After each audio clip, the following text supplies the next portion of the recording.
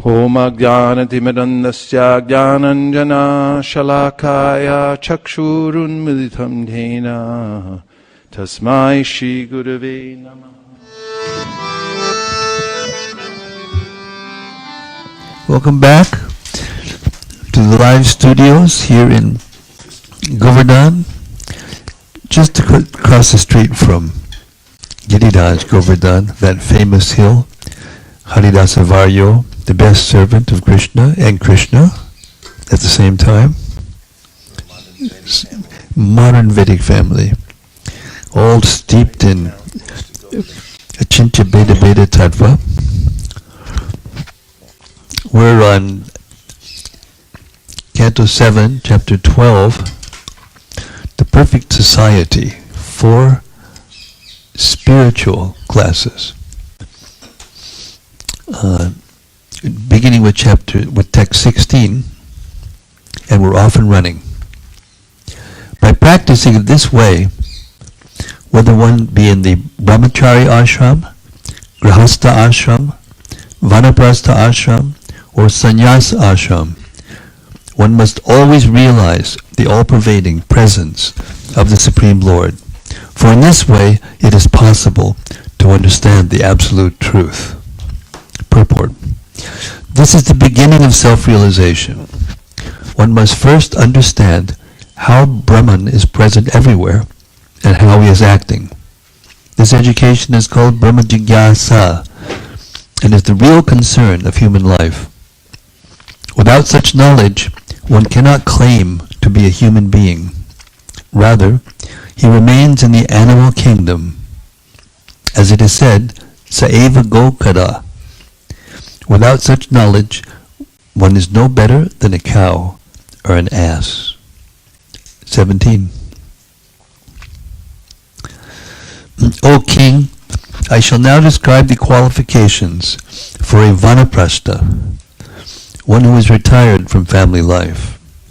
By rigidly following the rules and regulations for the vanaprastha, one can easily be elevated to the upper planetary system known as Mahaloka. Text 18. A person in vanaprastha life should not eat grains grown by tilling of the fields. He should also not eat grains that have grown without tilling of the field, but are not fully ripe. Nor should a vanaprastha eat grains cooked in fire.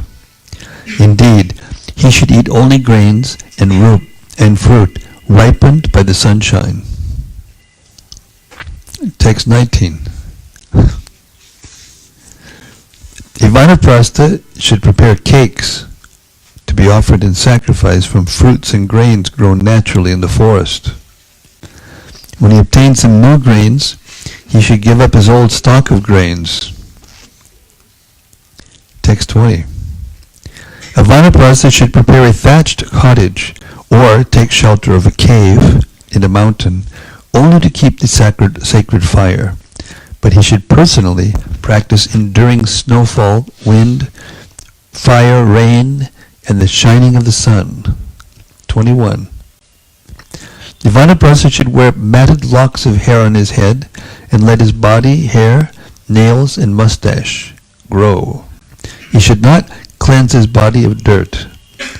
He should keep a water pot, deerskin, and rod, wear the bark of a tree as a covering, and use garments colored like fire. 22. Being very thoughtful, a vanaprastha should remain in the forest for 12 years, 8 years, 4 years, 2 years, or at least 1 year. He should behave in such a way that he will not be disturbed or troubled by too much austerity. Okay, what would too much austerity be then? 23. When because of disease or old age one is unable to perform his prescribed duties for advancement in spiritual consciousness or study of the Vedas, he should practice fasting, not taking any food. 24. He should properly place the fire element in his own self, and in this way give up bodily affinity. by which one thinks the body to be oneself or one's own. One should gradually merge the material body into the 5 elements: earth, water, fire, air, and sky. Purport. The body is an effect of a cause, namely, the 5 material elements: earth, water, fire, air, and sky. In other words, one should know perfectly well that the material body is nothing but a combination of the 5 elements. This knowledge constitutes merging of the material body and the 5 material elements. Merging into Brahman in perfect knowledge means understanding perfectly that one is not the body, but a spiritual soul. Text 25. A sober, self-realized person who has full knowledge should merge the various parts of the body in their original sources. The holes in the body are caused by the sky, the process of breathing is caused by the air, the heat of the body is caused by fire, and semen, blood, and mucus are caused by water. The hard substances like skin, muscle, and bone are caused by earth. In this way, all the constituents of the body are caused by various elements, and they should be merged again into those elements. Purport. To be self-realized, one must understand the original sources of the various elements of the body. The body is a combination of skin, bone, muscle, blood, semen, urine, stool, heat, breath, and so on, which all come from earth, water, fire, air, and sky. One must be well conversant with the sources of all the bodily constituents. Then one becomes a self-realized person, or Atmavan, one who knows the self.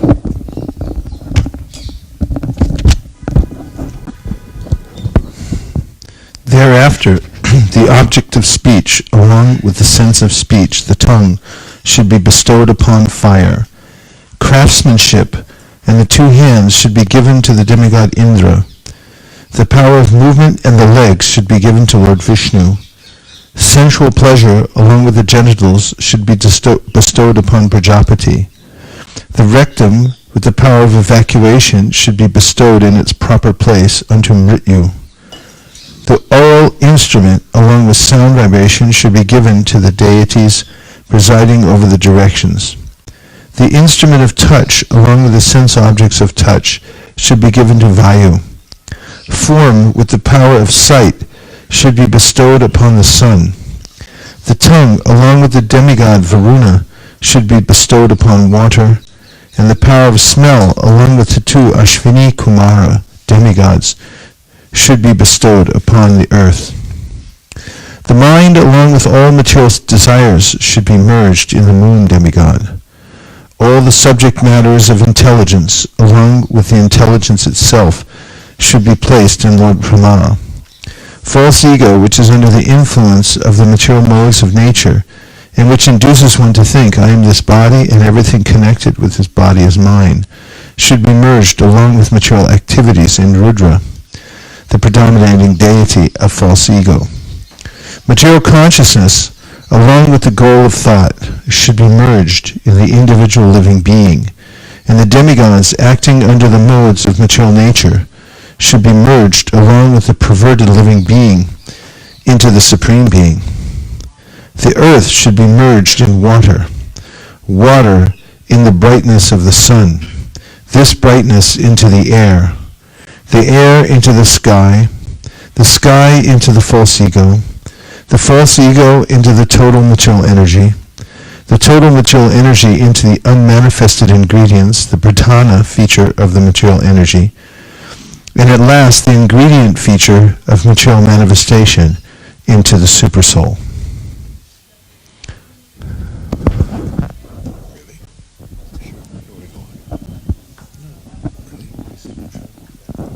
Oh, I see.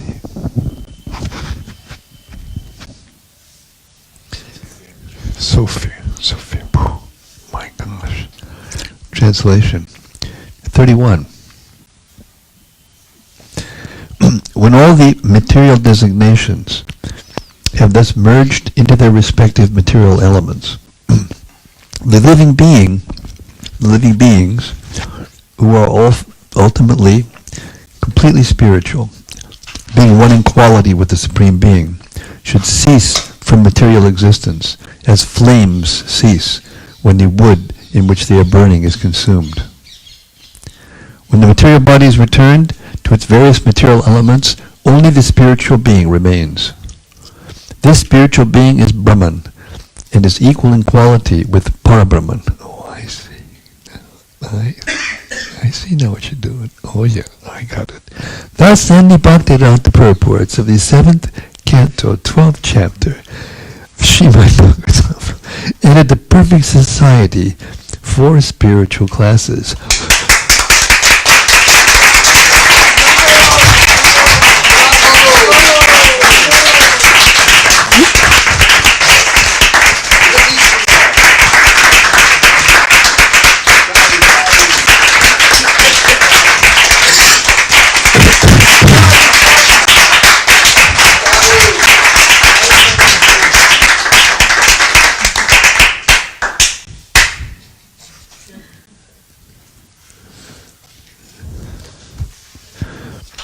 Chapter 13, the behavior of a perfect person.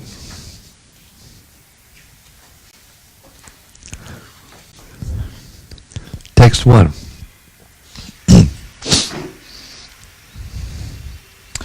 Sri Narada Muni said, a person able to cultivate spiritual knowledge should renounce all material connections.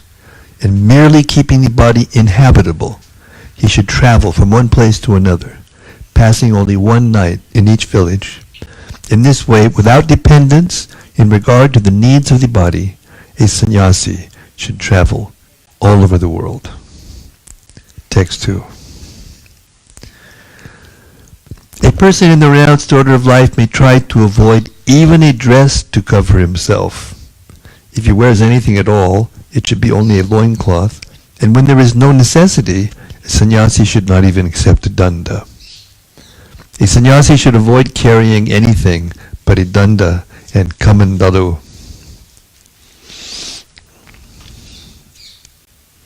The sannyasi, completely satisfied in the self, should live on alms, begged from door to door. Not being dependent on any person or any place, he should always be friendly. He should always be a friendly well-wisher to all living beings and be a peaceful, unalloyed devotee of Narayana. In this way, he should move from place to place, from one place to another. Text 4. The sannyasi should always try to see the Supreme, pervading everything and see everything, including this universe, resting on the Supreme. During unconsciousness and consciousness, and between the two, he should try to understand the self and be fully situated in the self. In this way, he should realize that the conditional and liberated stages of life are only illusory and not actually factual. With such a higher understanding, he should see only the absolute truth pervading everything. Purport. The unconscious state is nothing but ignorance, darkness, or material existence. And in the conscious state, one is awake. The marginal state, between consciousness and unconsciousness, has no permanent existence. Therefore, one who is advanced in understanding the self should understand that unconsciousness and consciousness are but illusions, for they fundamentally do not exist. Only the Supreme Absolute Truth exists, as confirmed by the Lord in Bhagavad Gita 9.4.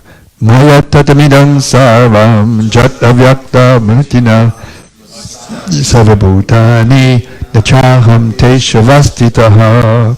By me and my unmanifested form, this entire universe is pervaded. All beings are in me, but I am not in them. Everything exists on the basis of Krishna's impersonal feature. Nothing can exist without Krishna. Confirmed. Therefore, the advanced devotee can see the Lord everywhere. Therefore, the advanced devotee of Krishna can see the Lord everywhere without illusion.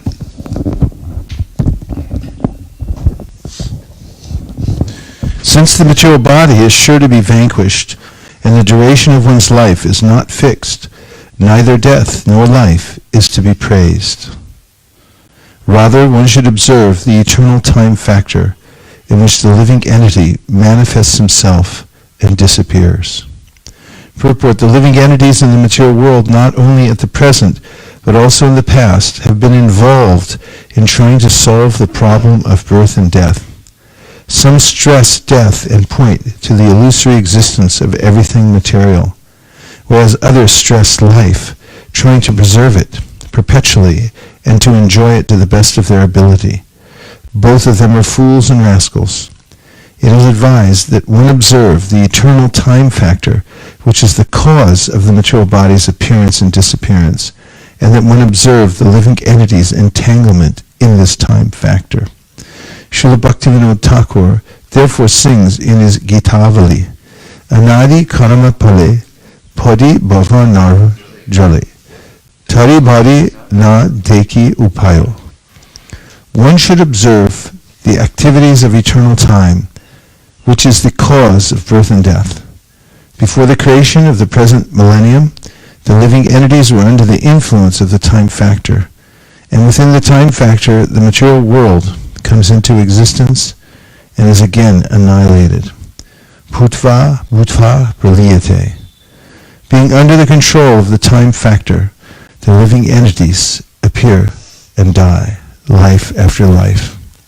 This time factor is the impersonal representation of the Supreme Personality of Godhead, who gives the living entities, conditioned by material nature, a chance to emerge from this nature by surrendering to Him.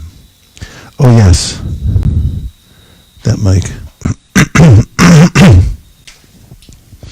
I hate to interrupt. I was just wondering if you can clarify what it means that this verse says that the duration of one's life is not fixed. Sorry. Well, for one side, we have no idea when it's going to be over. So, in that sense, it's not fixed. It may be fixed according to the schedule of eternal time in our karma, but we have no idea about that. So from that sense, it's not fixed.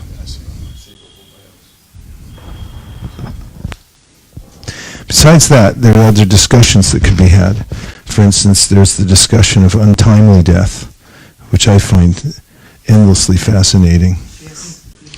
Well, just the fact that you get a certain, according to your karma, there's a certain number of breaths you get. You're supposed to live for a certain amount of time. But if you are extremely inattentive to the super soul because of being in the mode of ignorance, or you are in the mode of ignorance and therefore destroy your own life or something like that, that can't be counted as your karma. It's called untimely death, because you expedited things because of your foolishness in the mode of ignorance.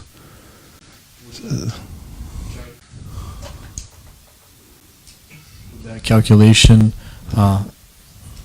fall into different factors that an astrologer may use to calculate, because some astrologers can supposedly calculate the moment of death. Do you have anything to say about that? Or no, that's what I'm saying. It's not. It's untimely. Anyhow, I mean, yes. Okay, go ahead. Cause the death of another living being untimely, then that, if you cause death of another,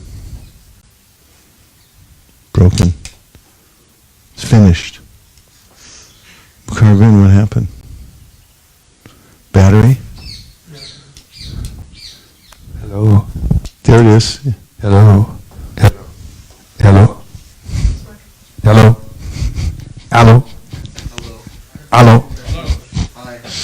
hello, hello, hello, hello. This is what happens next door from time to time. What was I going to say? Yes, if you cause the untimely death of another living being, it's a very sinful very serious intellect, and you have to pay dearly. Tell me, Prabhu. Hare Krishna.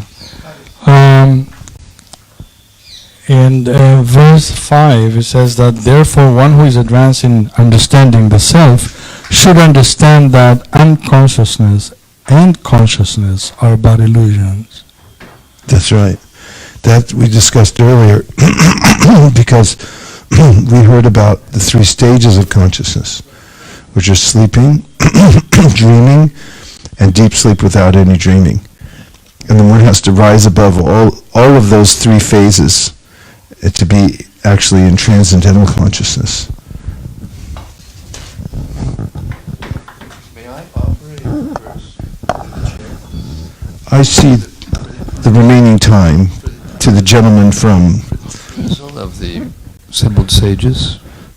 Nasato vidite bhavo, na bhavo vidite sata, ubayor abhidrishnuntas, tanos tadarshibhi. So those who are seers of the truth, they see that those that what is not existent has no endurance, and when the thing that is existence, they endure forever. So what it's talking about here is neither. It's not eternal, so therefore it doesn't exist. Thank you. More? Yes? Checking. Okay. So we're on to text number 7. Literature that is a useless waste of time. In other words, literature without spiritual benefit should be rejected. One should not become a professional teacher as a means of earning one's livelihood, nor should one indulge in arguments and counter-arguments, nor should one take shelter of any cause or faction. This is talking about the sannyas ashram specifically, but general principles that are enunciated by Rupa Goswami in his Vachravegam, Manasakrodavegam, and so forth. A person desiring to advance in spiritual understanding should be extremely careful to avoid reading ordinary literature. The world is full of ordinary literature that creates unnecessary agitation in the mind. Such literature, including newspapers, dramas, novels, and magazines, is factually not meant for advancement in spiritual knowledge. Indeed, it has been described as a place of pilgrimage, place of enjoyment for crows. Tadvayasam tirtam. Anyone advancing in spiritual knowledge must reject such literature. Furthermore, one should not concern oneself with the conclusions of various logicians or philosophers. Of course, those who preach sometimes need to argue with the contentions of opponents, but as much as possible one should avoid an argumentative attitude. In this connection, Srila Madhvacharya says, Aprayojana paksham na samshayet na projajana pakshisyan na vrata shishya bhandakrit na chodasina shastrani na virudhani chabhyaset na vakyayopajiveta na nishidhan samacharet evam bhuto yatiryati tareka sharano harim. There's no need to take shelter of unnecessary literature or concern oneself with many so-called philosophers and thinkers who are useless for spiritual advancement. Nor should one accept a disciple for the sake of fashion or popularity. One should be callous to these so-called shastras, neither opposing nor favoring them. And one should not earn one's livelihood by taking money for explaining Shastra. A sannyasi must always be neutral and seek the means to advance in spiritual life, taking full shelter under the lotus feet of the Lord. 8. A sannyasi must not present allurements of material benefits to gather many disciples, nor should he unnecessarily read many books or give discourses as a means of livelihood. He must never attempt to increase material opulences unnecessarily. Purport: so-called swamis and yogis generally make disciples by alluring them with material benefits. There are many so-called gurus who attract disciples by promising to cure their diseases or increase their material opulence by manufacturing gold. These are lucrative allurements for unintelligent men. A sannyasi is prohibited from making disciples through such material allurements. Sannyasis sometimes indulge in material opulence by unnecessarily constructing many temples and monasteries, but actually such endeavors should be avoided. Temples and monasteries should be constructed for the preaching of spiritual consciousness or Krishna consciousness, not to provide free hotels for persons who are useful for neither material nor spiritual purposes. Temples and monasteries should be strictly off limits to worthless clubs of crazy men. In the Krishna consciousness movement, we welcome everyone who agrees at least to follow the movement's regulative principles: no illicit sex, no intoxication, no meat eating, and no gambling. In the temples and monasteries, gatherings of unnecessary, rejected, lazy fellows should be strictly disallowed. The temples and monasteries should be used exclusively by devotees who are serious about spiritual advancement and Krishna consciousness. Srila Vishwanath Chakravarti Thakur explains the word aramban as meaning matadi vyaparan, which means attempts to construct temples and monasteries. The first business of the sannyasi is to preach Krishna consciousness. But if, by the grace of Krishna, facilities are available, then he may construct temples and monasteries to give shelter to the serious students of Krishna consciousness. Otherwise, such temples and monasteries are not needed. 9. A peaceful, equipoised person who is factually advanced in spiritual consciousness does not need to accept the symbols of a sannyasi, such as the Tridanda and Kamandalu. According to necessity, he may sometimes accept those symbols and sometimes reject them. Purport: there are 4 stages of the renounced order of life: Kutichak, Bahudak, Parivrajakacharya, and Paramahamsa. Herein, Srimad Bhagavatam considers the Paramahamsas among the sannyasis. The Mayavadi impersonalist sannyasis cannot attain the Paramahamsa stage. This is because of their impersonal conception of the Absolute Truth. Brahmeti Paramatmeti Bhagavaniti Shabdyate. The Absolute Truth is perceived in 3 stages, of which Bhagavan, or realization of the Supreme Personality of Godhead, is meant for the Paramahamsas. Indeed, Srimad Bhagavatam itself is meant for the Paramahamsas. Paramo Nimatsaranam Satam. Unless one is in the Paramahamsa stage, he is not eligible to understand the Srimad Bhagavatam. For Paramahamsas or sannyasis in the Vaishnava order, preaching is the first duty. To preach, such sannyasis may accept the symbols of sannyas, such as the danda and kamandalu, or sometimes they may not. Generally, the Vaishnava sannyasis, being Paramahamsas, are automatically called Babajis, and they do not carry a kamandalu or danda. Such a sannyasi is free to accept or reject the marks of sannyas. His only thought is, where is there an opportunity to spread Krishna consciousness? God. Sometimes the Krishna consciousness movement sends its representative sannyasis to foreign countries where the danda and kamandalu are not very much appreciated. We send our preachers in ordinary dress to introduce our books and philosophy. Our only concern is to attract people to Krishna consciousness. We may do this in the dress of sannyasis or in the regular dress of gentlemen. Our only concern is to spread interest in Krishna consciousness. I really like how in the same context is talking about Babajis, but then in the next line says, preaching Krishna consciousness. It's so abundantly clear that this is the path to success coming down through this line. Chaitanya Mahaprabhu's line, and especially Bhaktivinoda Thakur, Srila Bhaktisiddhanta, and Srila Prabhupada. If you dedicate your life to preaching and adjust everything around that principle, you're hearing and chanting and engaging that so that you can preach more and everything else in your life, then success is guaranteed. It's the ultimate renunciation. Yes, Prabhu?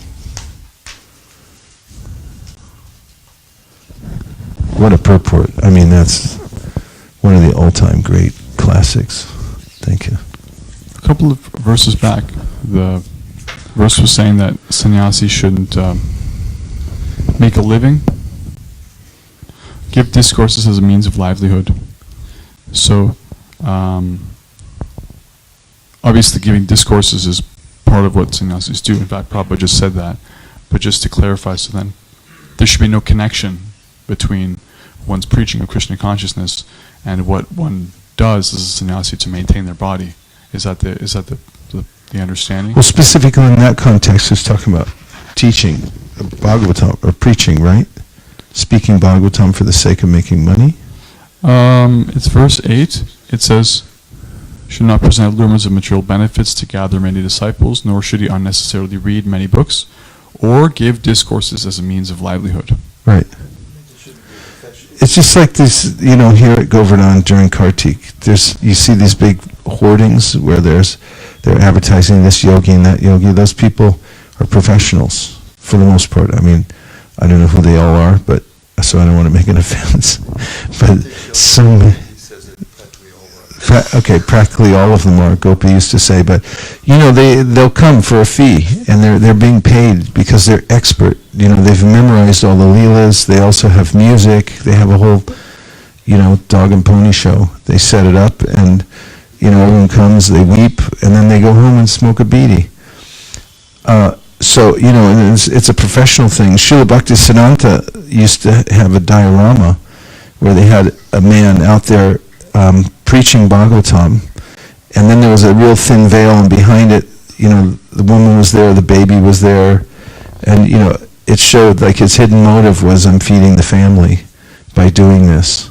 And he also said how the shalagram, such people, it's equivalent to using a shalagram shila to crack nuts, so you can have a little snack like that. So then, giving discourses is bona fide, accepting donations is bona fide, but being attached to it, charging a fee, living off of that, that's where the... Yeah, I mean, it's yajan, patan, dhanan, pratigraha. It's part of the duty, to accept, but the person doesn't, like Prabhupada, he would accept donations, but he didn't touch them. Everything was all, he touched them, but it was all passed on to spreading Krishna consciousness. It all gets burned in the fire of Sankirtan, because everything's being used for expanding the preaching.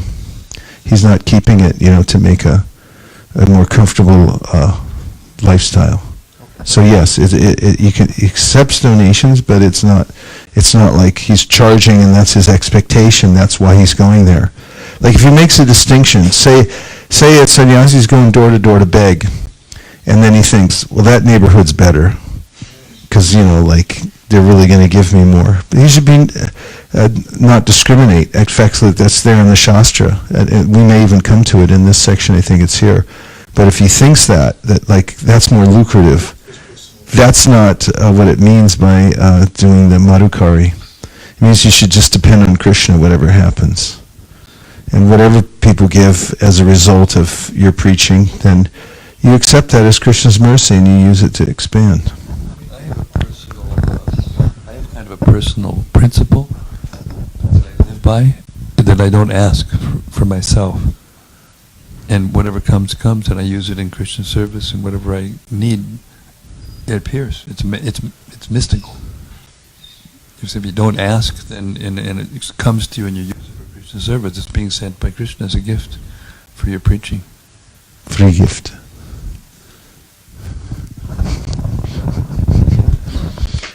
Maharaj, in the same context, like sometime when we go for book distribution, we choose the area where like people are favorable. So is that it also comes in the slightly different? I mean, Prabhupada writes in one place. He said, if you find that your preaching isn't being accepted very well in one place, it doesn't mean that you have to stay there. You're not going there for yourself. You're going there because you're trying to connect to the people. So that it's different. It's a different motivation. We strategize and we try to pick out the best places. Of course, we also go to places where, anything can happen, and we make the best of it. And we also approach everybody, because you never know, and that's one of the ways that Sankirtan is develops this kind of mentality. It's like you just depend on Krishna. Everybody who does Sankirtan, book distribution, knows that you rise above the mind by just engaging everybody, right? And you don't make a discrimination. This person will give, that person won't. You have to. If you don't rise above the mind, you can't do it very long. 1, 2. Earlier, Prabhupada was mentioning the principle of mundane literatures and how they're just, garbage and a waste of time. And I understand as a sadhaka how one should avoid those literatures and how they can just disturb the mind, like Prabhupada said. At the same time, I'm a little curious if you can give some light on this other aspect of it, where we see many people, maybe even ourselves, have actually derived a lot of light and benefit and growth from absorbing ourselves in literatures in the past when we didn't have access to this level of knowledge. And people have benefited. I've benefited. It's been very helpful for different people that I've discussed with. And even recently, there was a class today, Bhagavatam class. The speaker mentioned that, or was it yesterday? Anyway, it was mentioned that The Meaning of Life, this book by a Holocaust survivor, and how it's very profound and it sheds some light. So could you maybe shed some light on this? Prabhupada gave a little clause in there. He said, of course, if someone's preaching and orients him or herself to to some kind of information to present it, then that's a different thing. And Prabhupada obviously read stuff, because if you look at his original Back to Godhead magazines, he was going through and noticing, what the political atmosphere was, what the trends were, and everything like that. And he did read sometimes current events, but it was with a different frame of reference. He's like looking at it to utilize it for preaching. And sometimes people get into various kinds of self-help thing, and then that becomes their main focus. And then they start saying, like, you have to have this in order to actually become Krishna conscious. No, that really happens, as people take a seminar and then they'll say, oh, this is why I'm not Krishna conscious. I didn't have this seminar before. Everyone has to take it. Otherwise you can't understand Prabhupada's books and so forth. And that can happen. And also just wasting time. Like, I noticed, when was it? I hate to even bring it up. Maybe it was 2 years ago, 2016, we were here, and then the big election. There was an election in America. Probably some of you heard about it. And I just remember, like, I just avoid the news. But then, after that whole thing broke out, like, for a little while, my mind got absorbed in it and think, this couldn't be true. And then, I was just trying to think, they're all going to retract this within a month and just say, we made a mistake, we're sorry, we'll take it back, And then, I kept looking in like, when's it going to happen, And it never did, but I just got more and more anxiety. But then I went back in my hole and I said, that's it, I don't want to watch, I don't want to hear about it anymore. And as far as the news goes, I found this way that I feel satisfied, and that is, any kind of news that's actually I need to know about, it'll rise to a certain threshold where I'll hear it on the street. Somebody will come up and go, hey, guess what? Half of such and such is gone, or, such and such died, or whatever, and then you can filter it out at that level and say, I don't need that.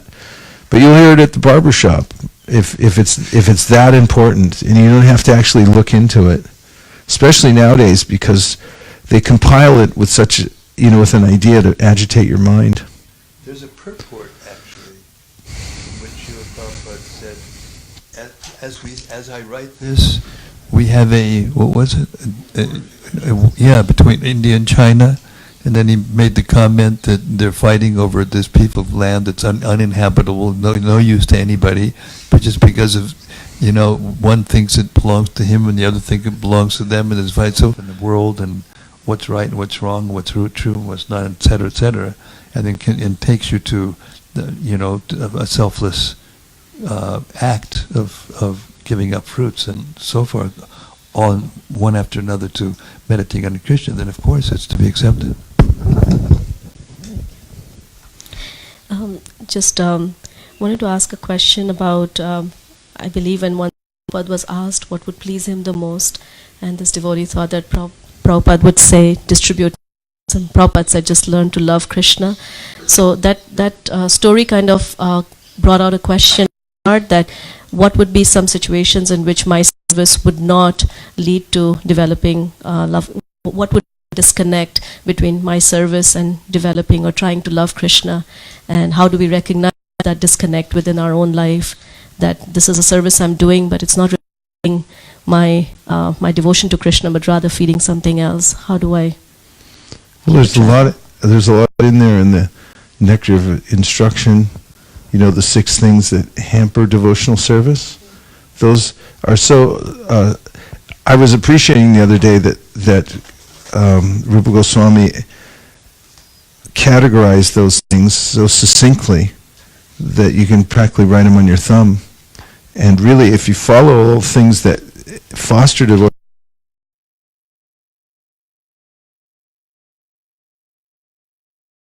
written about the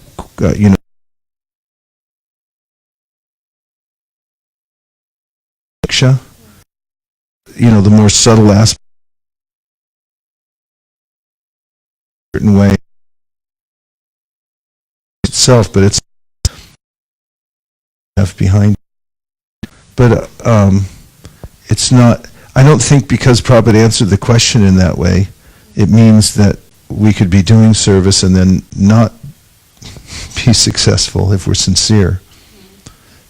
And also, he answered questions in different ways according to context also. For instance, sometimes when people would come to Prabhupada, and there were obviously 2 camps in front of them, and they both wanted to win the conversation. And Prabhupada could sense it right away. This person, they're asking because these 2 are having an argument, and one wants to win over the other. Prabhupada would normally give an answer that would be neutral, so that both of them, no one had anything to grab onto and say, okay, gotcha, And so, in some of these contexts where people were expecting to say, book distribution, because then they could go beat people over the head with it and say, see, I told you, we're the best. He would say, of course, love of Godhead. So you have to look at the various things Prabhupada said. Vrindavan in 1976, I believe. 75. 75, yes, 75. And there was a darshan with all books distributors. And then one of them asked Prabhupada, so Srila Prabhupada, what service is most intimate, or something like that. I don't remember the exact words, but it was something like that. And everyone was just waiting on their, to see, for him to say book distribution or Sankirtan or something like that. He said, Pujari. So if they're real attached, he would say something just the opposite, to kind of like, shh. We're continuing on text 9. A peaceful, equipoised person who is factually advanced in spiritual consciousness does not need to accept this. 10? Although a saintly person may not expose himself to the vision of human society, by his behavior his purpose is disclosed. To human society he should present himself like a restless child, and although he is the greatest thoughtful orator, he should present himself like a dumb man. Purport. A great personality very much advanced in Krishna consciousness may not expose himself by the signs of a sannyasi. To cover himself he may live like a restless child or a dumb person, although he is the greatest orator or poet. 11.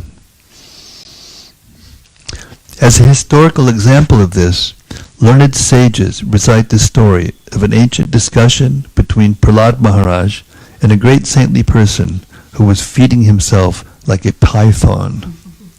Purport. The saintly person met by Prahlad Maharaj was undergoing Ajagaravritti,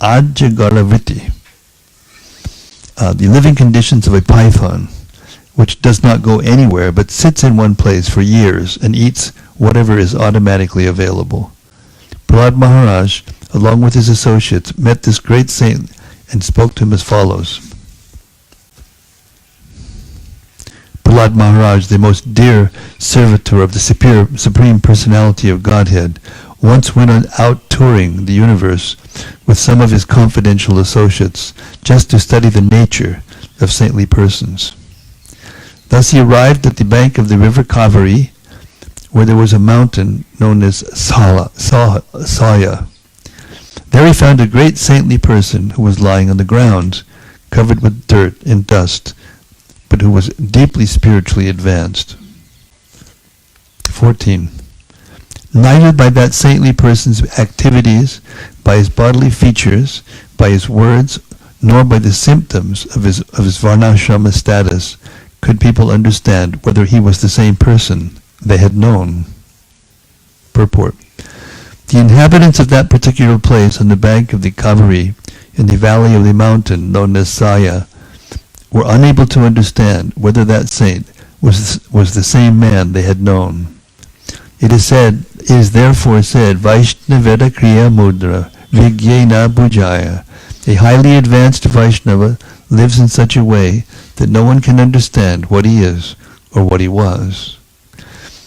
Nor should attempts be made to understand the past of a Vaishnava. Without asking the saintly person about his previous life, Prahlad Maharaj immediately offered him respectful obeisances. 15. The advanced devotee Prahlad Maharaj duly worshipped and offered obeisances to the saintly person who had adopted a python's means of livelihood. After thus worshipping the saintly person and touching his own head to the saint's lotus feet, Prahlad Maharaj, in order to understand him, inquired very submissively as follows.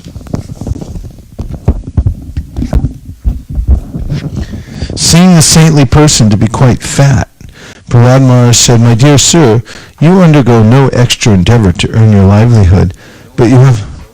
My dear sir, you undergo no endeavor to earn your livelihood, but you have a stout body, exactly like that of a materialistic enjoyer. I know that if one is very rich and has nothing to do, he becomes extremely fat by eating and sleeping and performing no work. Purport. Srila Bhaktisiddhanta Saraswati Thakur did not like his disciples to become very fat in the course of time. He would become very anxious upon seeing his fat disciples becoming bogies or enjoyers of the senses. This attitude is herewith confirmed by Prahlad Maharaj, who was surprised to see a saintly person adopting Ajagara Vritti and becoming very fat.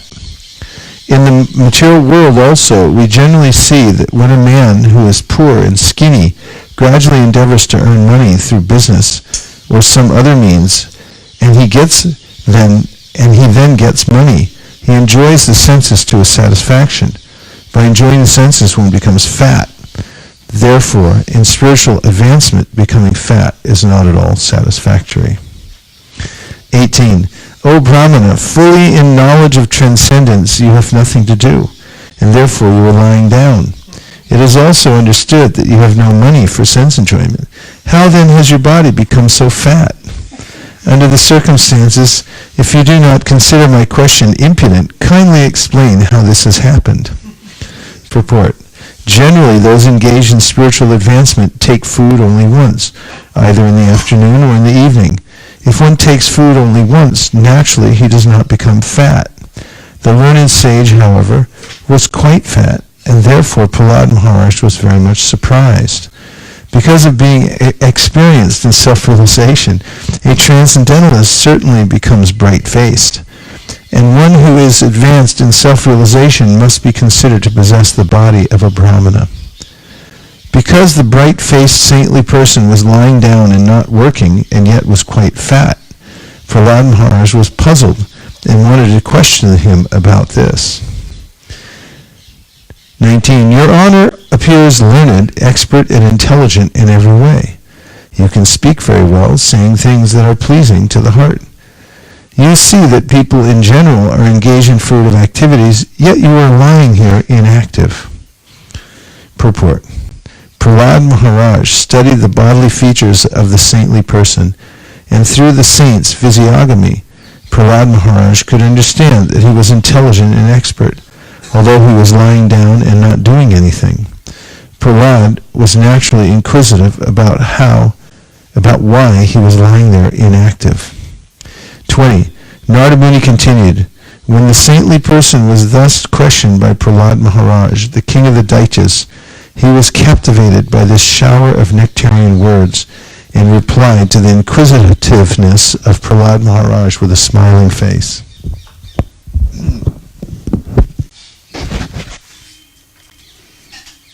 The saintly Brahmana said, O best of the Asuras, Prahlad Maharaj, who are recognized by advanced and civilized men, you are aware of the different stages of life because of your inherent transcendental eyes, with which you can see a man's character and thus know clearly the results of acceptance and rejection of things as they are. Purport. A pure devotee like Prahlad Maharaj can understand the minds of others because of his pure vision in devotional service. A devotee like Prahlad Maharaj can study another man's character without difficulty. 22. Narayana, the Supreme Personality of Godhead, who is full of all opulences, is predominant within the core of your heart because of you being a pure devotee. He always drives away all the darkness of ignorance, as the sun drives away the darkness of the universe. Purport. The words Bhaktya Kevalaya indicate that simply by executing devotional service, one can become full of all knowledge. Krishna is the master of all knowledge. Aishwaryasya samagasya viryasya yashayak shriyah. The Lord is situated in everyone's heart. Ishwarak savabhutanam riddhishar junatishtiti. And when the Lord is pleased with the devotee, the Lord instructs him. Only to the devotees, however, does the Lord give instructions by which to advance further and further in devotional service. To others, the non-devotees, the Lord gives instructions according to the manner of their surrender. The pure devotee is described by the words Bhaktya Kevalaya. Srila Vishwanath Chakravarti Thakur explains that Bhaktya Kevalaya means Jnana Karma Jnana Amishvaya, unmixed with fruitive activities or speculative knowledge. Simply surrendering at the Lord's lotus feet is the cause of all the devotees' enlightenment and awareness. Yomam evam asamudo janadi purushotamam sasarva vidbhajantimam sarva bhavane bharata. 23. My dear king, although you know everything, you have posed some questions which I shall try to answer according to what I have learned by hearing from authorities. I cannot remain silent in this regard, for a personality like you is just fit to be spoken to by one who desires self-purification. Purport. A saintly person doesn't wish to speak to anyone and everyone, and he is therefore grave and silent. Generally, a common man does not need to be advised. Unless one is prepared to take instructions, it is said that a saintly person should not address him, although sometimes, because of great kindness, a saintly person speaks to ordinary men. As for Prahlad Maharaj, however, since he was not a common, ordinary man, whatever questions he posed would have to be answered, even by a great and exalted personality. Therefore the saintly Brahmana did not remain silent, but began to answer. These answers, however, were not concocted by him. This is indicated by the words yatha shutam, meaning as I have heard from the authorities. In the parampara system, when the questions are bona fide, the answers are bona fide. Let's read that one again. In the parampara system, when the questions are bona fide, the answers are bona fide. No one should attempt to create or manufacture answers. One must refer to the Shastras and give answers according to Vedic understanding. The words yatha shrutam refer to Vedic knowledge. The Vedas are known as Shruti because this knowledge is received from authorities. The statements of the Vedas are known as Shruti Praman. One should quote evidence from the Shruti, the Vedas or Vedic literature, and then one's statements will be correct. Otherwise, one's words will proceed from mental concoction. Text 24. Because of insatiable material desires, I was being carried away by the waves of material nature's laws, and thus I was engaging in different activities, struggling for existence in various forms of life. Purport. As long as a living entity wants to fulfill various types of material desire, he must continuously change from one body to accept another. Srila Vishwanath Chakravarti Thakur explains that as a small piece of grass falls in a river and is tossed about with different types of wood and tree branches, the living entity floats in the ocean of material existence and is dashed and tossed amidst material conditions. This is called the struggle for existence. One kind of fruitive activity causes the living being to take one form of body, and because of actions performed in that body, another body is created. One must therefore stop these material activities, and the chance to do so is given in the human form of life. Specifically, our energy to act should be engaged in the service of the Lord, for then materialistic activities will automatically stop. One must fulfill one's desires by surrendering unto the Supreme Lord, for He knows how to fulfill them. Even though one may have material desires, one should therefore engage in the devotional service of the Lord. That will purify one's struggle for existence. Akama savakamo va mokshakama udaradihi tivrina bhakti yogina yajita purusham padam. A person who has broader intelligence, whether he be full of all material desire, without any material desire, or desiring liberation, must by all means worship the Supreme Whole, the Personality of Godhead. Anyabilashita shunyam jnanakarmadyanavritam anukulyena krishnanu shilanam bhakta utama.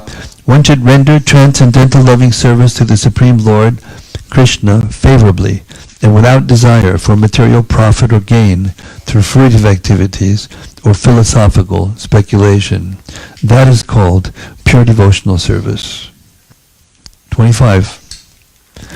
In the course of the evolutionary process, which is caused by fruitive activities due to undesirable material sense gratification, I have received this human form of life, which can lead to the heavenly planets, to liberation, or to the lower species, or to rebirth among human beings. Purport. All living entities within this material world are undergoing the cycle of birth and death according to the laws of nature. This struggle of birth and death in different species may be called the evolutionary process, but in the Western world it has been wrongly explained. Darwin's theory of evolution from animal to man is incomplete because the theory does not present the reverse condition, namely evolution from man to animal. In this verse, however, evolution has been very well explained on the strength of Vedic authority. Human life, which is obtained in the course of the evolutionary process, is a chance for elevation, svarga pavarga, or for degradation, tiraschan punar asyacha. If one uses this human form of life properly, he can elevate himself to the higher planetary systems, where material happiness is many thousands of times better than on this planet. Or one may cultivate knowledge by which to become free from the evolutionary process and be reinstated in one's original spiritual life. Reinstated. This is called apavarga, or liberation. Material life is called pavarga because here we are subject to 5 different states of suffering, represented by the letters pa, pa, ba, ba, ma. Pa means parishama, very hard labor. Pa means pena, or foam from the mouth. For example, sometimes we see a horse foaming at the mouth with heavy labor. Ba means byartara,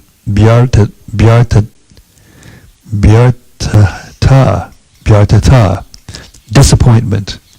In spite of so much hard labor, at the end we find disappointment. Bha means bhaya, or fear. In material life, one is always in the blazing fire of fear, since no one knows what will happen next. Finally, ma means mrityu or death. When one attempts to nullify these 5 different statuses of life, pa, bha, ba, bha, ma, and ma, one achieves apavarga, or liberation from the punishment of material existence. The word tidascham refers to degraded life. Human life, of course, provides an opportunity for the best living conditions.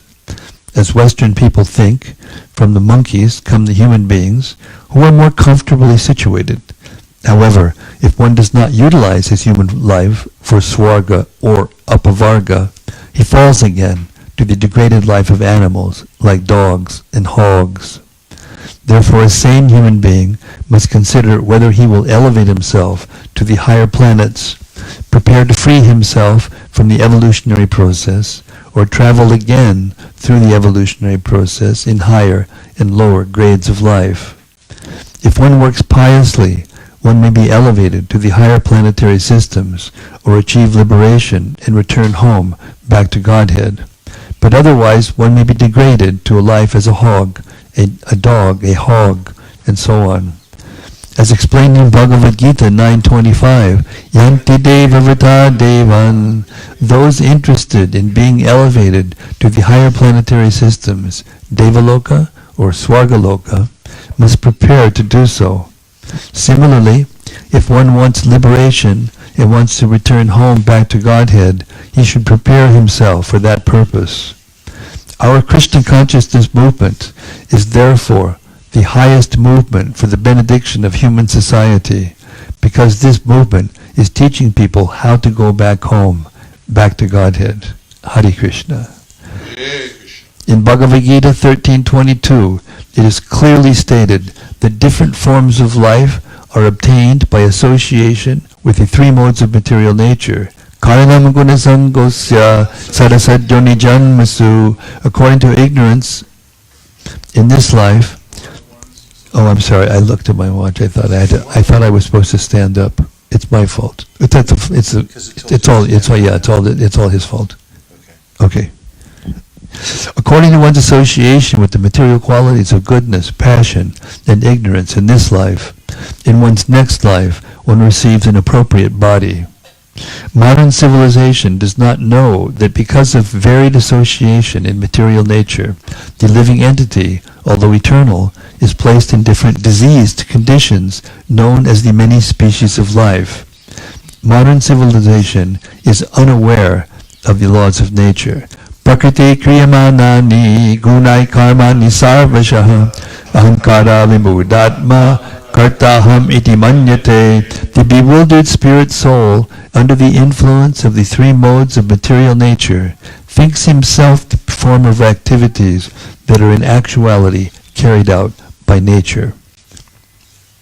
Every living entity is under the full control of the stringent laws of material nature, but rascals think themselves independent. Actually, however, they cannot be independent. This is foolishness. A foolish civilization is extremely risky, and therefore the Krishna consciousness movement is trying to make people aware of their fully dependent condition under the stringent laws of nature, and is trying to save them from being victimized by strong Maya, which is Krishna's external energy. Behind the material laws is the Supreme Controller, Krishna. Maya Dakshina Prakriti Suyate Sacharacharam. Therefore, if one surrenders unto Krishna, Mamiva Ye Prapadyante Mayametam Tarantite, one may immediately be freed from the control of external nature. Sagunan Samatityaitan Brahmabhoyaya Kalpate. This should be the aim of life. That brings us to the cow break. We'll be back here at 15 minutes after 5. Go Premanande Haribol. We're continuing a reading of the Srimad Bhagavatam. We're on Canto 7, Chapter 13, The Behavior of a Perfect Person. We're now on text number 26. In this human form of life, a man and woman unite for sensual pleasure of sex, but by actual experience we have observed that none of them are happy. Therefore, seeing the contrary results, I have stopped taking part in materialistic activities. The opt-out, everyone can opt out whenever they wish. Purport, as stated by Prahlad Maharaj, Yanmaitu nadi griyamedhi sukham hituchcham, man and woman both seeks sexual enjoyment, and when they are united by the ritualistic ceremony of marriage, they are happy for some time. But finally, there is dissension, and thus there are so many cases of separation and divorce. Although every man and woman is actually eager to enjoy life through sexual unity, the result is disunity and distress. Marriage is recommended to give men and women a concession for restricted sex life, which is also recommended in Bhagavad Gita by the Supreme Personality of Godhead. Dharma virodo bhuteshu kamosmi. Sex life not against the principles of religion is Krishna. Every living entity is always eager to enjoy sex because materialistic life consists of eating, sleeping, sex, and fear. Life, eating, sleeping, sexual enjoyment, and fear cannot be regulated. But for human society, the plan must be allowed to eat, sleep, and take protection from fear. They must be regulated. The Vedic plan for eating recommends that one take yagya shishta or prasada, food offered to Krishna. Yagna shishta shina santo muchante sarvakilbishai. The devotees of the Lord are released from all kinds of sins because they eat food that is offered first for sacrifice. In material life, one commits sinful activities, especially in eating, and because of sinful activities, one is condemned by nature's laws to accept another body, which is imposed as punishment. Sex and eating are essential, and therefore they are offered to human society under Vedic restrictions, so that according to the Vedic injunctions, people may eat, sleep, enjoy sex, be protected from fearful life, and gradually be elevated and liberated from the punishment of material existence. Thus, the Vedic injunctions for marriage offer a concession to human society, the idea being that a man and woman united in a ritualistic marriage ceremony should help one another advance in spiritual life. Unfortunately, especially in this age, men and women unite for unrestricted sexual enjoyment. Thus, they are victimized, being obliged to take rebirth in the forms of animals to fulfill their animalistic propensities. The Vedic injunctions therefore warn, Nayam deho deha bhajan liloke kashtan kama marhate vidibhujamye. One should not enjoy sex life like hogs and eat everything, even to the limit of stool. A human being should eat prasada, offered to the deity, and should enjoy sex life according to the Vedic injunctions. He should engage himself in the business of Krishna consciousness. He should save himself from the fearful condition of material existence, and he should sleep only to recover from fatigue due to working hard. The learned Brahmana said that since everything is misused by fruitive workers, he has retired from all fruitive activities. 27. The actual form of life for the living entities is one of spiritual happiness, which is real happiness. This happiness can be achieved only when one stops all materialistic activities. Material sense enjoyment is simply imagination. Therefore, considering this subject matter, I have ceased from all material activities, and am lying down here. Purport. The difference between the philosophy of the Mayavadis and that of the Vaishnavas is explained herein. Both the Mayavadis and Vaishnavas know that in materialistic activities there is no happiness. The Mayavadi philosophers, therefore, adhering to the slogan, Brahma Satyam Jagan Mithya, want to refrain from false materialistic activities. They want to stop all activities and merge in the Supreme Brahman. According to the Vaishnava philosophy, however, if one simply ceases from materialistic activity, one cannot remain inactive for very long, and therefore everyone should engage himself in spiritual activities which will solve the problem of suffering in this material world. It is said, therefore, that although the Mayavadi philosophers strive to refrain from materialistic activities and merge in Brahman, and although they may actually merge in the Brahman existence, for want of activity they fall down again into materialistic activity. arurya krishena param padam tata patantyata. Thus the so-called renouncer, unable to remain in meditation upon Brahman, returns to materialistic activities by opening hospitals and schools and so on. Therefore, simply cultivating knowledge that materialistic activities cannot give one happiness, and that one should consequently cease from material activity. Therefore, simply cultivating knowledge that materialistic activities cannot give one happiness, and that one should consequently cease from such activities is insufficient. One should cease from materialistic activities and take up spiritual activities. Then the solution to the problem will be achieved. Spiritual activities are activities performed according to the order of Krishna. Anukulyena Krishnanushilaram. If one does whatever Krishna says, his activities are not material. If one does whatever Krishna says, his activities are not material. If one does whatever Krishna says, his activities are not material. If one does whatever Krishna says, his activities are not material. If one does whatever Krishna says, his activities are not material. If one does whatever Krishna says, his activities are not material. If one does whatever Krishna says, his activities are not material. If one does whatever Krishna says, his activities are not material.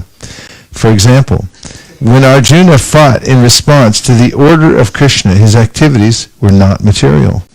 Fighting for sense gratification is a materialistic activity, but fighting by the order of Krishna is spiritual. By spiritual activities, one becomes eligible to go back home, back to Godhead, and then enjoy blissful life eternally. Here in the material world, everything is but a mental concoction that will never give us real happiness. The practical solution, therefore, is to cease from materialistic activities and engage in spiritual activities. Jagnartat kamano nyatra loko yam karma bandhanaha. If one works for the sake of pleasing the Supreme Lord Yajna or Vishnu, one is in liberated life. If one fails to do so, however, he remains in a life of bondage. 28. In this way, the conditioned soul living within the body forgets his self-interest because he identifies himself with the body. Because the body is material, his natural tendency is to be attracted by the varieties of the material world. Thus the living entity suffers the miseries of material existence. Purport: everyone is trying to be happy because, as explained in the previous verse, Sukham asyat mano rupam sarvin ho paritistanu. When the living entity is in his original spiritual form, he is happy by nature. There is no question of miseries for the spiritual being. As Krishna is always happy, the living entities who are his parts and parcels are also happy by nature. But because of being put within this material world and forgetting their eternal relationship with Krishna, they have forgotten their real nature. Because every one of us is a part of Krishna, we have a very affectionate relationship with him. But because we have forgotten our identities and are considering the body to be the self, we are afflicted by all the troubles of birth, death, old age, and disease.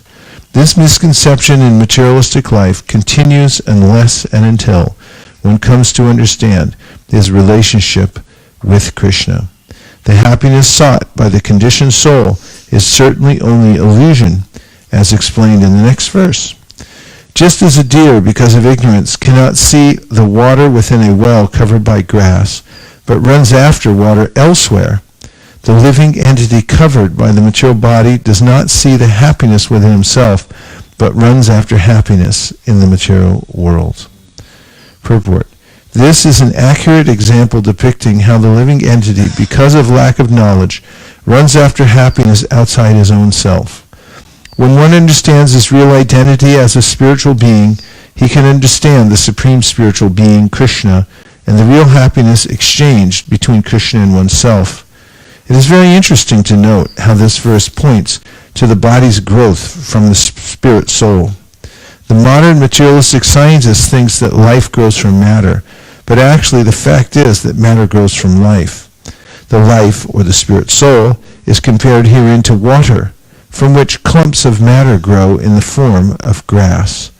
One who is ignorant of scientific knowledge of the spirit soul does not look inside the body to find happiness in the soul. Instead, he goes outside to search for happiness, just as a deer without knowledge of the water beneath the grass goes out to the desert to find water. The Krishna conscious movement is trying to remove the ignorance of misled human beings who are trying to find water outside the jurisdiction of life. Raso Vaisaha, Raso Hamapsukonteya. The taste of water is Krishna. To quench one's thirst, one must taste water by association with Krishna. This is the Vedic injunction. 30. The living entity tries to achieve happiness and rid himself of the causes of distress, but because the various bodies of the living entities are under the full control of material nature, all his plans in different bodies, one after another, are ultimately baffled. Purport. Because the materialist is in gross ignorance of how the laws of material nature act upon him as a result of his fruit of activity, he mistakenly plans to enjoy bodily comfort in the human form of life through so-called economic development, through pious activities for elevation to the higher planetary systems, and in many other ways. But factually he becomes a victim of the reactions of his fruit of activities. The Supreme Personality of Godhead is situated as the Supersoul within the cores of the hearts of all living entities. As the Lord says in Bhagavad Gita 15:15, Sarvasya chaham hridisani vishto mataksmitir gyanam apohanam cha. I am seated in everyone's heart, and from me come remembrance, knowledge, and forgetfulness. The desires and activities of the living entity, of the living being, are observed by the Supersoul, who is the Upadrashta, the overseer, and who orders material nature to fulfill the various desires of the living being, as clearly stated in Bhagavad Gita 18:61. Ishvara sarvabhutanam hridesharjuna tishtati hamayan sarvabhutani yantrarudhani mayaya. The Lord is situated in everyone's heart, and as one desires, the Lord gives one various types of bodies, which are like machines. Riding on such a machine, the living entity wanders throughout the universe under the control of material nature and its modes. Thus the living being is not at all free to act, but is fully under the control of material nature, which is fully under the control of the Supreme Personality of Godhead. As soon as a living entity is victimized by material desires to lord it over material nature, he is subjected to the control of material nature, which is supervised by the Supreme Soul. The result is that one again and again makes plans and is baffled. But as foolish as he is, he cannot see the cause of his bafflement. This cause is distinctly stated in Bhagavad Gita. Because one has not surrendered to the Supreme Personality of Godhead, he must work under the control of material nature and its stringent laws. Daivihi esha gunamayi lamamaya dharatyaya. The only means of becoming free from this entanglement is to surrender to the Supreme Lord. In the human form of life, the living entity must accept this instruction from the Supreme Person, Krishna. Sarvadharman parityaja mamekam sharanam braja.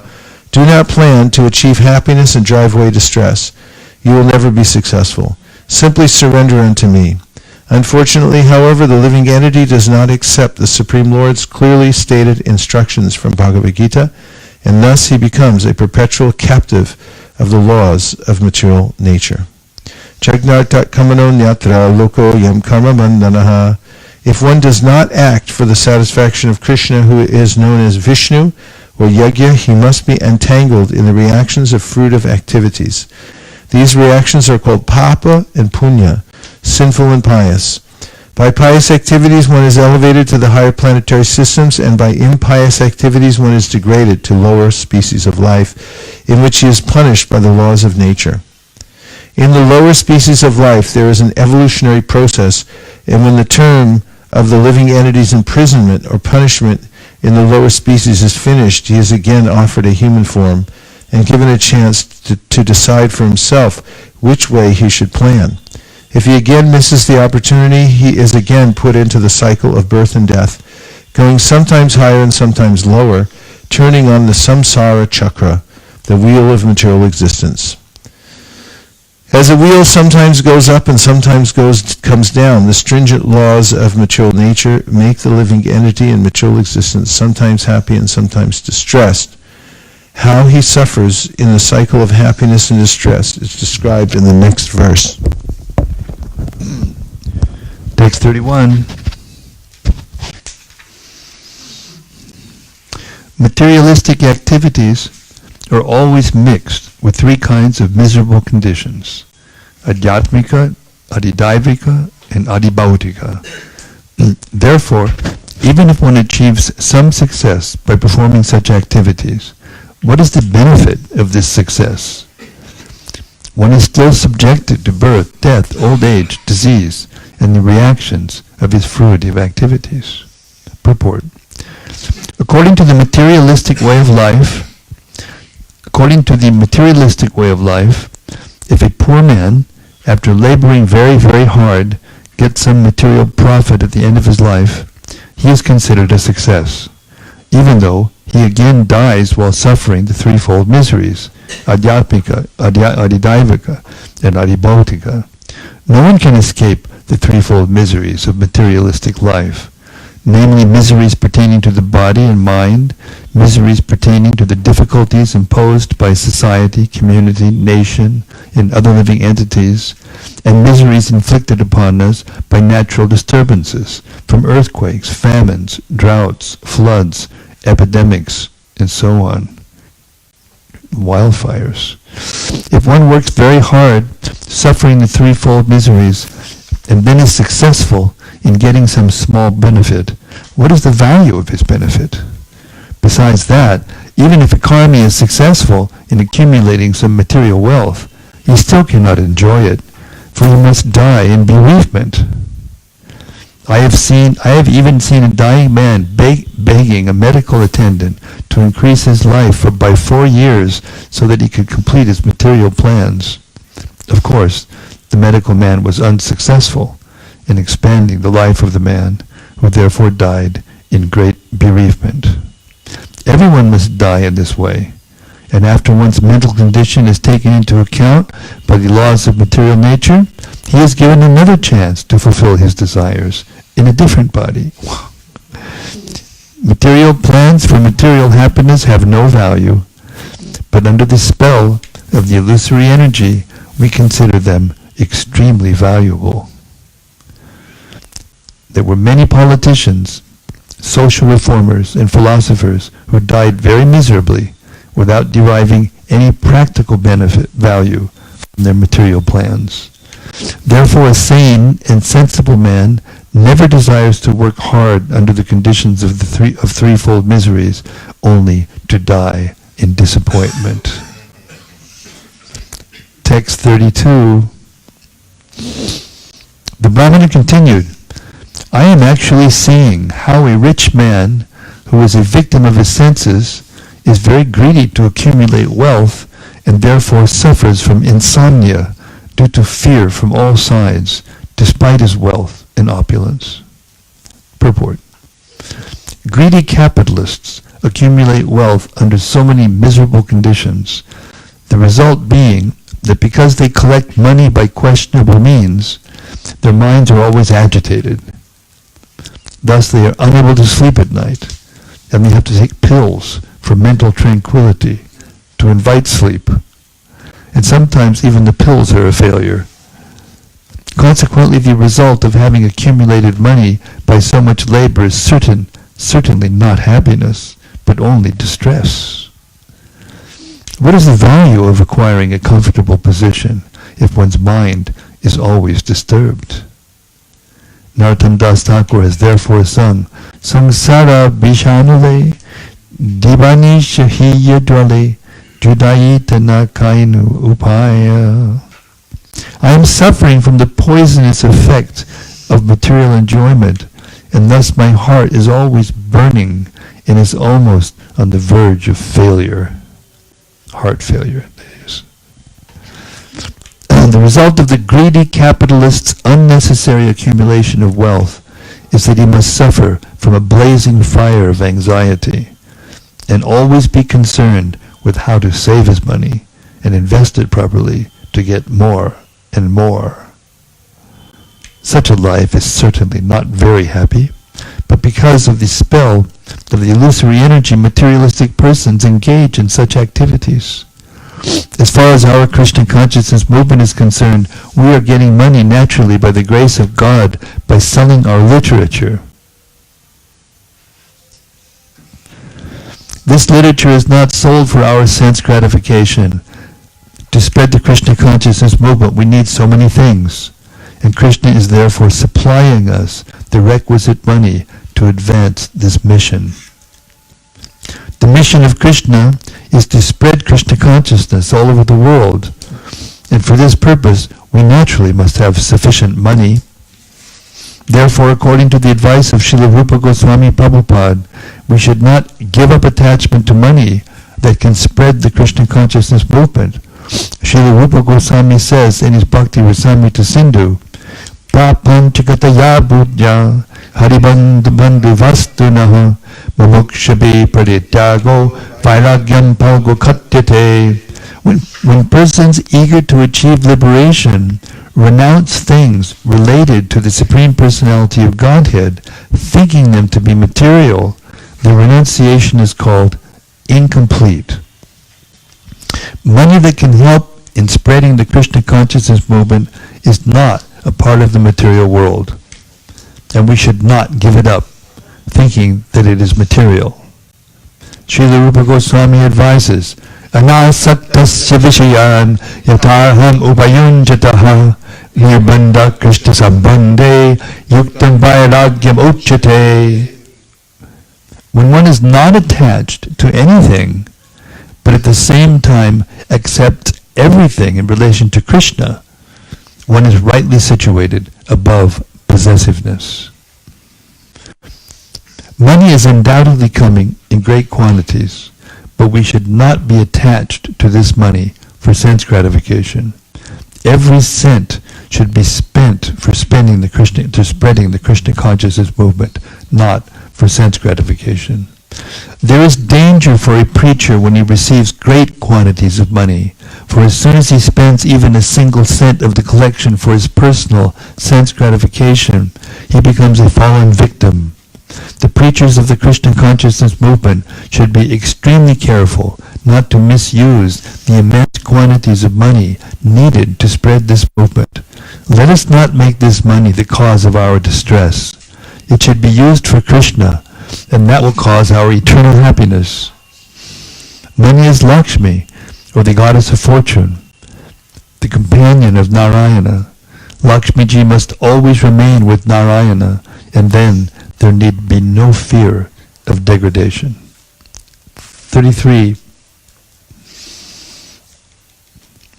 Those who are considered materially powerful and rich are always full of anxieties because of governmental laws, thieves, rogues, enemies, family members, animals, birds, persons seeking charity, the inevitable time factor, and even their own selves.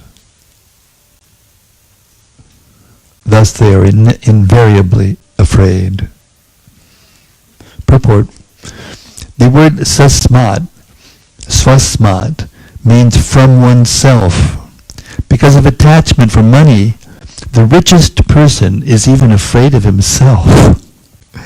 He fears that he may have locked his money in an unsafe manner or may have committed some mistake.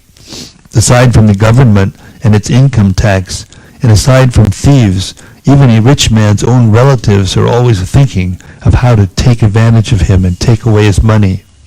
Sometimes these relatives are described as swajanika dasyu, which means rogues and thieves in the guise of relatives. Therefore, there is no need to accumulate wealth or unnecessarily endeavor for more and more money. The real purpose of life, the real business of life, is to ask, who am I? And to understand oneself. One should understand the position of the living entity in this material world and understand how to return home, back to Godhead. 34. Those in human, this is the Python speaking, still. Those in human society are intelligent. Those in human society who are intelligent should give up the original cause of lamentation, illusion, fear, anger, attachment, poverty, and unnecessary labor. The original cause of all these is the desire for unnecessary prestige and money. Purport. Here is the difference between Vedic civilization and the modern demoniac civilization. Vedic civilization concerned itself with how to achieve self-realization, and for this purpose one was recommended to have a small income to maintain body and soul together. The society was divided into Brahmanas, Kshatriyas, Vaishyas, and Shudras, and the members of this society would limit their endeavors to meeting their minimum demands. The Brahmanas in particular would have no material desires. Because the Kshatriyas had to rule the people, it was necessary for them to have money and prestige. But the Vaishyas were satisfied with agricultural produce and milk from the cow, and if by chance there were excess, trade was allowed. The Shudras were also happy, for they would get food and shelter from the three higher classes. In the demoniac civilization of the present day, however, there is no question of Brahmanas or Kshatriyas. There are only so-called workers and a flourishing mercantile class who have no goal in life. According to Vedic civilization, the ultimate perfection of life is to take sannyas. But at this present moment, people do not know why sannyas is accepted. Because of misunderstanding, they think that one accepts sannyas to escape social responsibilities. But one does not accept sannyas to escape from responsibility to society. Generally, one accepts sannyas at the fourth stage of spiritual life. One begins as a brahmachari and then becomes a grihastha, a vanaprastha, and finally a sannyasi, to take advantage of the duration of one's life by engaging oneself fully in self-realization. Sannyas does not mean begging from door to door to accumulate money for sense gratification. However, because in Kali Yuga, people are more or less prone to sense gratification, immature sannyas is not recommended. Srila Rupa Goswami writes in his Nectar of Instruction, Atyahara priyaschascha prajapo niyamagraha janasankascha alyamcha shadbir bhaktir vinashyati. One's devotional service is spoiled when he becomes too entangled in the following 6 activities. 1. Eating more than necessary or collecting more funds than required. 2. Over-endeavoring for mundane things that are very difficult to obtain. 3. Talking unnecessarily about mundane subject matters. 4. Practicing the scriptural rules and regulations only for the sake of following them and not for the sake of spiritual advancement, or rejecting the rules and regulations of the scriptures and working independently or whimsically. 5. Associating with worldly-minded persons who are not interested in Krishna consciousness. And 6. Being greedy for mundane achievements. A sannyasi should have an institution meant to preach Krishna consciousness. He need not accumulate money for himself. We recommend that as soon as money accumulates in our Krishna consciousness movement, 50% of it should be invested in printing books and 50% for expenditures, especially in establishing centers all over the world. The managers of the Krishna consciousness movement should be extremely cautious in regard to this point. Otherwise, money will be the cause of lamentation, illusion, fear, anger, material attachment, material poverty, and unnecessary hard work.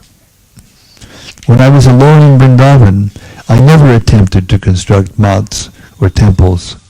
Rather, I was fully satisfied with the small amount of money I could gather by selling back to Godhead.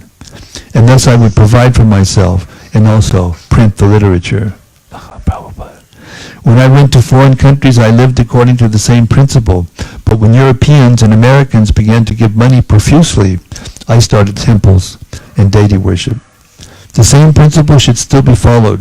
Whatever money is collected should be spent for Krishna and not a farthing for sense gratification. This is the Bhagavat principle. 35.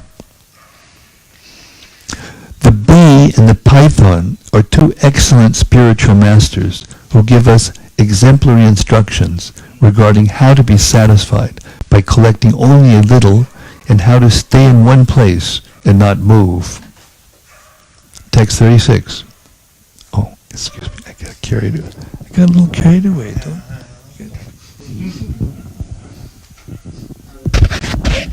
A question from Loka. We'll take it.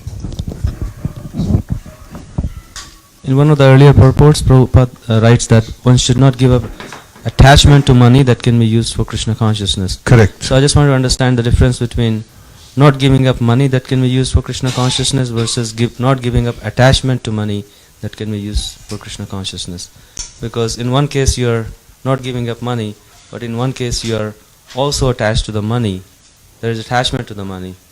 So the point is, we have a goal to expand the Krishna conscious movement. And to do that, we require resources. And money comes in handy a lot. So when we have that goal, then we're hungry all the time for more money. And we expect it. Because Lord Chaitanya is the greatest capitalist. And he's ready to back anybody who wants to take a risk on taking one of his franchises and expanding it. So, we're attached to depending on Lord Chaitanya to send us money. And also, if he doesn't send it, we're not disappointed either because it's up to him. We're ready to use it at any time. Right? yes, I guess what I was trying to understand was that normally when somebody attached to something, then they cross certain boundaries because to fulfill the attachment. So what would be a healthy way to be attached to money for Krishna, and what would be an unhealthy way to be attached to? A healthy way is that we stick with dharma in order to get the money that we need. Like we preach, and like preaching is the best business. We create into selling, soap and a rope, and what other concoctions anybody can come up with, because we need more money. We depend on Krishna by preaching. Like Prabhupada gave the principle. He was in Vrindavan and he preached by doing what his guru said, print books if you ever get money. So he printed what he could, which was a magazine.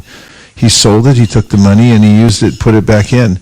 And if we stick to that principle, that we're not attached to money for the money's sake. We're attached to money because we can expand the preaching with it. And if we do it by the means that are acceptable, for sadhus, then we won't be disturbed by the whole thing. Like the Prabhupada talked about business. He said you must understand what business means. Business means if you're going to do business, you're doing it so you can put the money back into expanding Krishna consciousness. But he was very careful about even allowing people to go into business, because it's so easy to get mission creep and then get absorbed in just making money and not have time for preaching. Thank you. Just okay, we got a quote here. May I offer 2 verses We to recognize document what you just said? the gentleman from Oroville, California, There you go. which may or may not still be there. It probably isn't there anymore, so maybe I don't exist, because who cares? Go right ahead. The first verse is Anashrita karma pulam karyam karma karotya sa sannyasi cha yogi cha naninadnir nachakriya.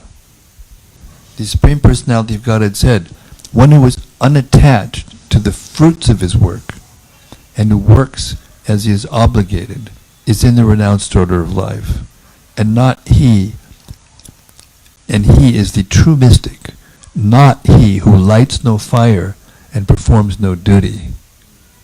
So if you light fire and spread Krishna consciousness and use all the energy at your disposal and collect billions of dollars and light a fire that spreads Krishna consciousness, and you're not attached to it for yourself, but for pleasing Krishna and for helping others, uplift the world in Prabhupada's mission, then there's no question of there being attachment. We have to move on. Another, but that was good.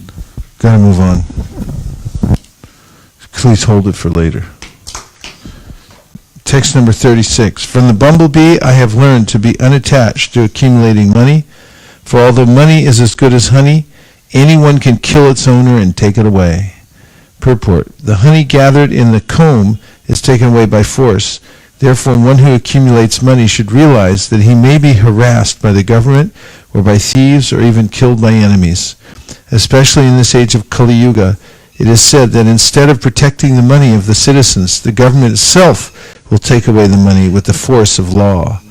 The learned Brahmana have therefore decided that he should not accumulate any money.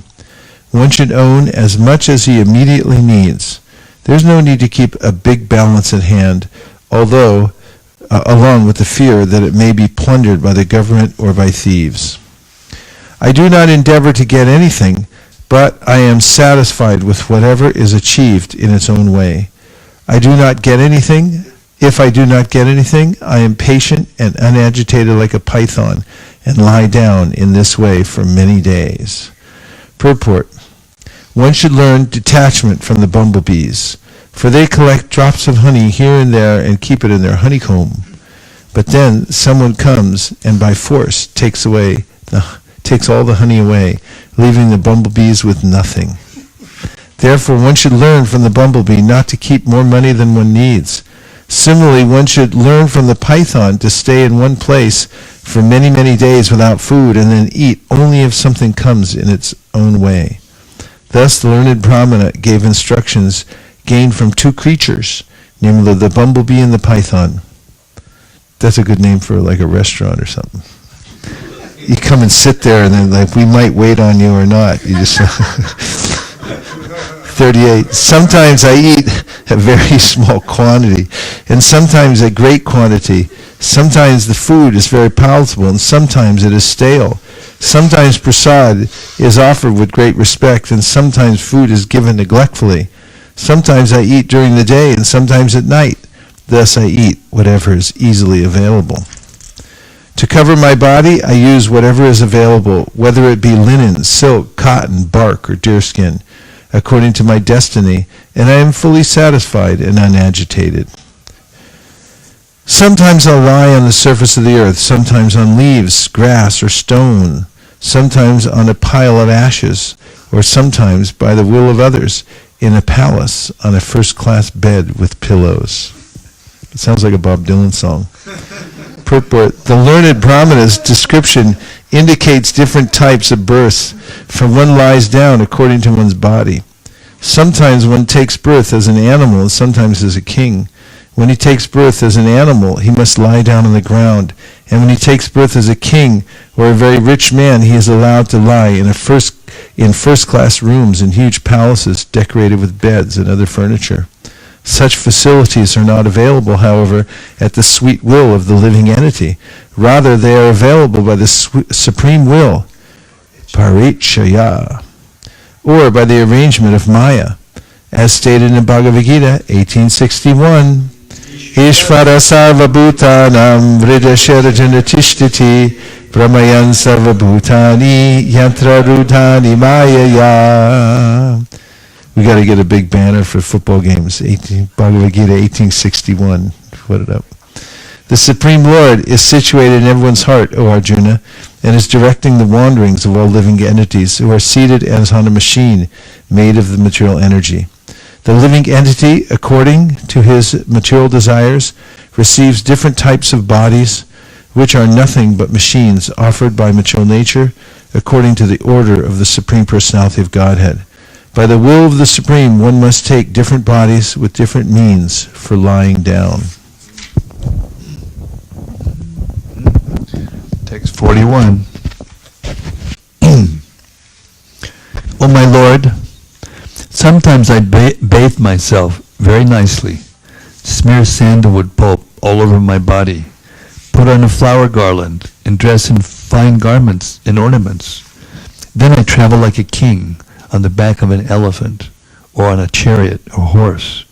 Sometimes, however, I travel naked like a person haunted by a ghost. Purport, or 42. Different people are of different mentalities. Different people are of different mentalities. Therefore, it is not my business either to praise them or to blaspheme them.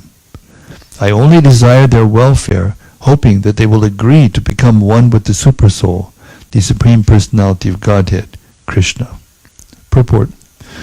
As soon as one comes to the platform of Bhakti Yoga, one understands fully the Supreme Personality of Godhead, Vasudeva, is the goal of life. Vasudeva Savariti Samahatma Sadurlabhaha. This is the instruction of all the Vedic literature.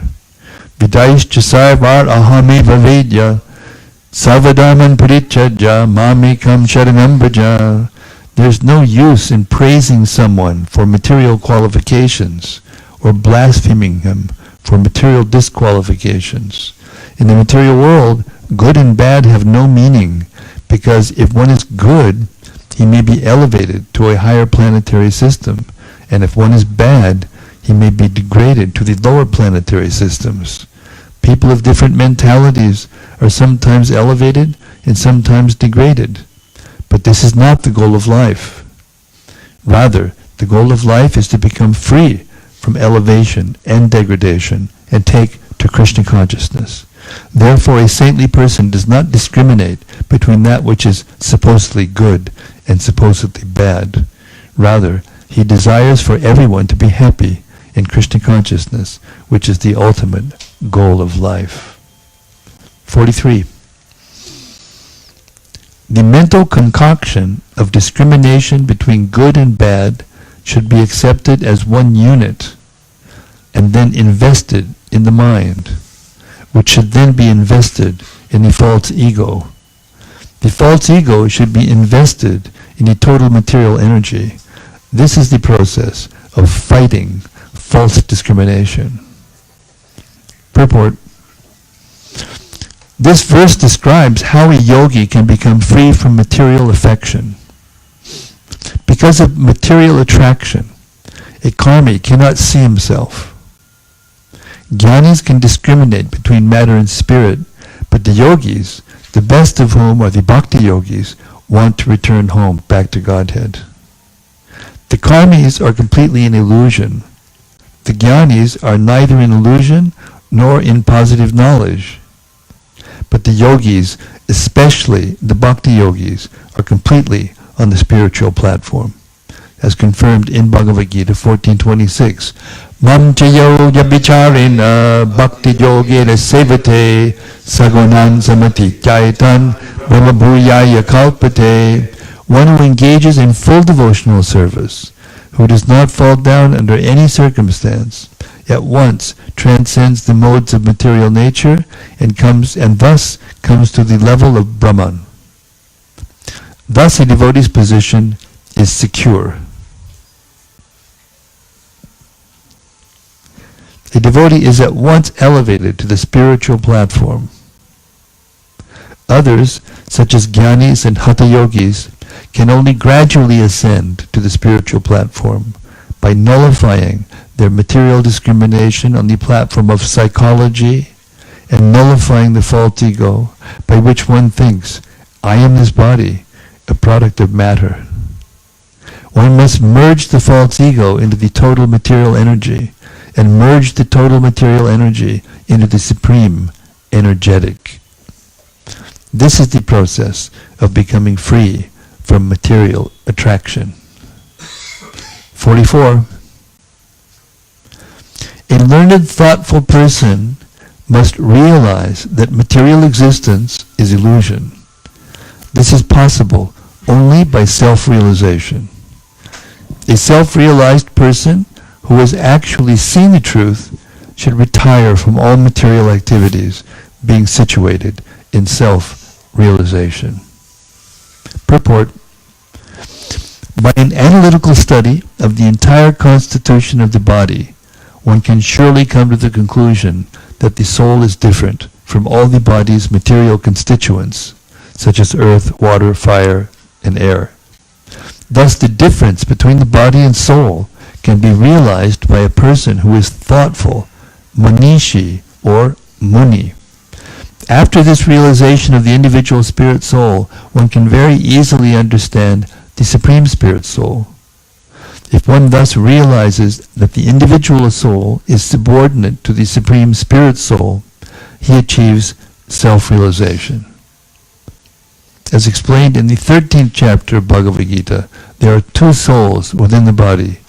The body is called Chetra, and there are two Chetragyas, or occupants of the body, namely the Supersoul, Paramatma, and the individual soul.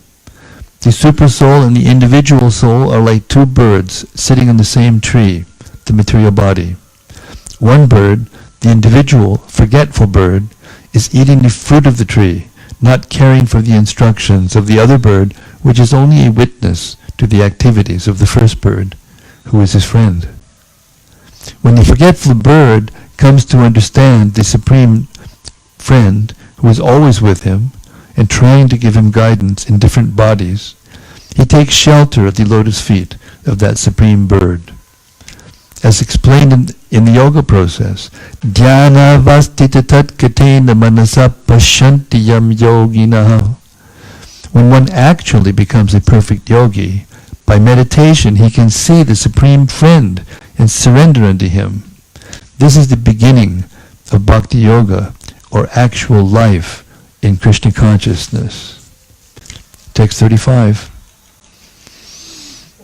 45, sorry. Prahlad Maharaj, you are certainly a self-realized soul and a devotee of the Supreme Lord. You do not care for public opinion or so-called scriptures. For this reason, I have described to you, without hesitation, the history of my self-realization. Purport. A person who is actually a devotee of Krishna does not care about so-called public opinion. Purport. A person who is actually a devotee of Krishna does not care about so-called public opinion and Vedic or philosophical literatures. Prahlad Maharaj, who was such a devotee, always defied the false instructions of his father and the so-called teachers who were appointed to teach him. Instead, he simply followed the instructions of Narada Muni, his guru, and thus he always remained a stalwart devotee. This is the nature of an intelligent devotee. The Srimad Bhagavatam instructs, Yagyai Sankirtana Prayaya Yajanti Hi Sumedasaha. One who is actually very intelligent must join the Krishna consciousness movement, realizing his own self as an eternal servant of Krishna, and thus practice constant chanting of the holy name of the Lord. Hare Krishna, Krishna Krishna, Hare Hare, Hare Rama, Rama Rama, Hare Hare. Narada Muni continued, after Prahlad Maharaj, the king of the demons, heard these instructions from the saint, he understood the occupational duties of a perfect person, Paramahamsa. Thus, he duly worshipped the saint, took his permission, and then left for his own home. Purport, as quoted in Chaitanya Charitamrita, Sri Chaitanya Mahaprabhu said, Kiba bipra kiba neasi shudra kena noi, jai Krishna tattva veta she guru hoy. A guru or spiritual master can be anyone who is well conversant with the science of Krishna. Therefore, although Prahlad Maharaj was a grihastha ruling over the demons, he was a Paramahamsa, the best of human beings, and thus he is our guru. In the list of gurus or authorities, Prahlad Maharaj's name is therefore mentioned. Swayambhu Narada Shambhu Kumara Kapilo Manu Prahlado Janako Bhishmo Balirvaya Sakirvayam. The conclusion is that a Paramahamsa is an exalted devotee, Bhagavat Priya. Such a Paramahamsa may be in any stage of life, brahmachari, grihastha, vanaprastha, or sannyas, and be equally liberated and exalted. Thus end the Bhaktivedanta purports of the 7th canto, 13th chapter of the Srimad Bhagavatam, entitled The Behavior of a Perfect Person. So thank you very much for coming, everyone. We'll start up again tomorrow at 10:40. 10:45 a.m. and looking very close to finishing the 6th canto in the next day and a half, 7th canto in the next day and a half. About 180 or something like that. Go Premanando, Nitai Gaura Hari Bo, Bo, Bo, Bo, Bo, Hari Bo, Hari Bo, Nitai Gaura Hari Bo.